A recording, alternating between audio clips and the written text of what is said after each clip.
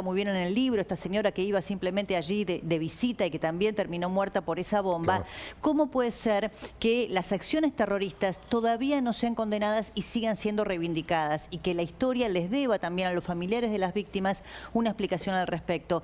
Incluso en cómo se enseña, tanto en universidades como en la educación en la Argentina, en las escuelas secundarias, cómo se enseña la historia. Yo como estudiante en su momento y después como madre, viendo cómo le enseñaban a mis hijos, la historia se enseña con un sesgo claro, muy particular, ¿no? Con un solo ojo realmente.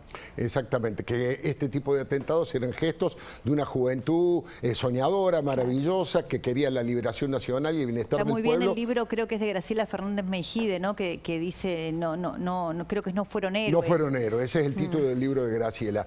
Marina Calabró, y ahora le preguntamos al propio Ceferino qué opina de eso. A mí me parece que hay un peligro implícito en la romantización de la violencia en cualquiera de sus formas. Y no quiero hacer una extrapolación de cosas que no están directamente conectadas, pero un gobierno como el argentino, que le rinde pleitesía a Mao, por ejemplo, claro, o que toma la posición que toma en el caso Venezuela, o si querés Nicaragua, claro, o la cosa laxa con Irán, me parece que en definitiva es romantizar regímenes que son autocráticos, dictatoriales y que han hecho de la violencia una herramienta política. Entonces, me parece que si bien no tienen que ver las cuestiones, hay algo en el relato que tiene que ver con romantizar la violencia que como sociedad no podemos aceptar. Bueno, Ceferino, ¿vos qué opinás? ¿Vos ¿te parece bien que una estación de subte se llame Rodolfo Walsh? Digamos, para preguntarlo directamente.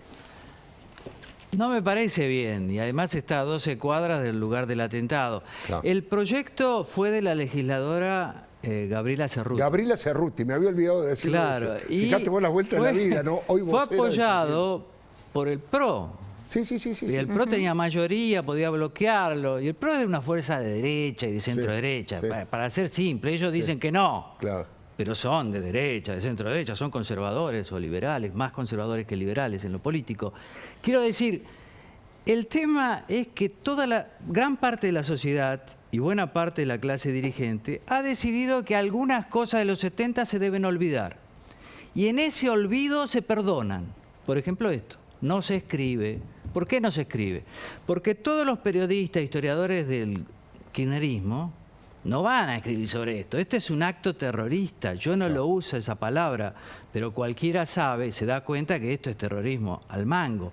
Entonces ellos que dicen que los guerrilleros eran idealistas o militantes, no van a reconocer que también cometían actos terroristas. Por eso no escriben. Por eso no escriben. Y del otro lado, y bueno, algunos escribimos, pero somos muy pocos. Vos imaginate que si el PRO, que gobierna la ciudad más próspera de la ciudad, del país, donde acá el no peronismo acá cocina el candidato a presidente. Sí. Si ellos están de acuerdo, quiere decir que buena parte de la sociedad lo está. Por lo menos la clase dirigente. Yo creo que hay algunas cosas que han cambiado con el tiempo, ¿no? Algunas cosas, eso que se votó en ese momento, había temor a lo políticamente correcto, había como una especie de romantización, de idealización. De hecho, nadie se atrevía a criticar a Eve de Bonafini, de su nivel de corrupción, de su sociedad con un hombre como Schocklender que asesinó a sus padres, le robaron al pueblo pobre y nadie dice nada de Eve de Bonafini porque tienen miedo a eso. Es cierto, Rodolfo Walsh tiene más homenajes que el Che Guevara en la Argentina. Claro. Acá hay barrios. Hay un barrio que se llama Rodolfo Walsh, hay centros de salud, escuelas, plazas, palazoletas, monumentos, cátedras, premios. Sobre estos 23 no tienen ni una placa. Tenían una placa en el lugar del estrago y fue retirado en el 2011 por orden de la ministra de Seguridad, que era Nilda Garré. Claro. Lo mandaron a la... Ex integrante Montoneros también, digamos que era parte de... Claro, ellos... Entonces... Quiero decir, no hay una placa y yo no creo que ahora aparezca un legislador del PRO o libertario diciendo vamos a poner una placa. Están en otra cosa, están en Córdoba presentando libros, en cualquier lado, se van a los carnavales, a Gualeguaychú. No están en esto, están en otra cosa. Yo no sé en qué están, pero me preocuparía porque Santi Maratea ahora, el Kun Agüero con sus críticas a determinados impuestos, Flavio Mendoza indican que la clase dirigente, no solo el oficialismo, está mirando a otro partido. Sí, bueno, frase de Perón, con los dirigentes a la cabeza, con la cabeza de los dirigentes. Hay un sector de la sociedad, sobre todo de los más jóvenes, que este tipo de cosas o las desconocen por un tema generacional o directamente las rechazan furibundamente. Todo lo que atente contra la libertad, todo lo que atente y la utilización de la violencia como instrumento político, me parece que la inmensa mayoría de la sociedad lo rechaza, pero con una ferocidad totalmente. terminante. Y entre los jóvenes, yo te digo por el libro anterior, los 70, que tengo muchos lectores jóvenes ahora, que son muchos libertarios y del PRO, claro, hay que decirlo, pero sus dirigentes están en otra cosa. Forman parte de la clase política, tal vez. Pero los jóvenes, ojo, hay una rebelión. La cámpora ya es grande, son grandes. Claro. Es decir, los que eran jóvenes con Néstor y Cristina hoy tienen más de 40 años. Y las encuestas muestran que a partir de entre los 18 y los 30, la mayoría de los jóvenes no son kirchneristas y no comen este relato oficial. Interesantísimo. La última pregunta, porque bueno, tenemos otros temas, por supuesto. Yo les dije que está aquí con nosotros Paolo Menghini. Mañana, 8:23, 10 años de lo que yo llamo el siniestro de la Estación 11. La corrupción mata y se cumplen 10 años.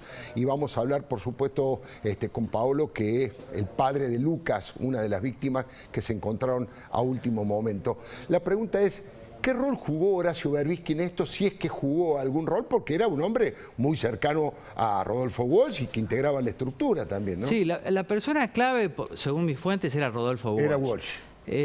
Berbisky estaba más en el área de informaciones. El servicio, el área se llamaba área, decían, ¿no? Sí. El ámbito, inteligencia e informaciones. Berbisky era del grupo de periodistas que estaba en Ancla, la agencia clandestina de noticias y demás, pero no tenía la importancia que tenía Walsh. Si bien él es acusado de este hecho por Videla y por otros en la fuente, en las redes sociales aparece mucho, él lo ha negado.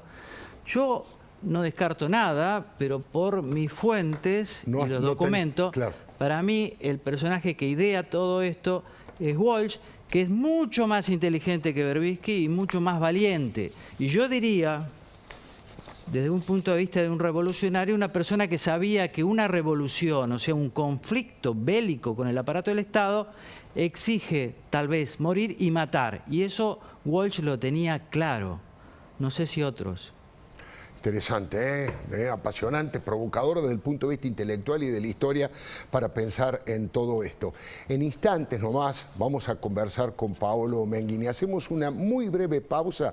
Muchísimas gracias a Seferino por haber venido y prestarte a esta discusión y a este debate. Ya venimos.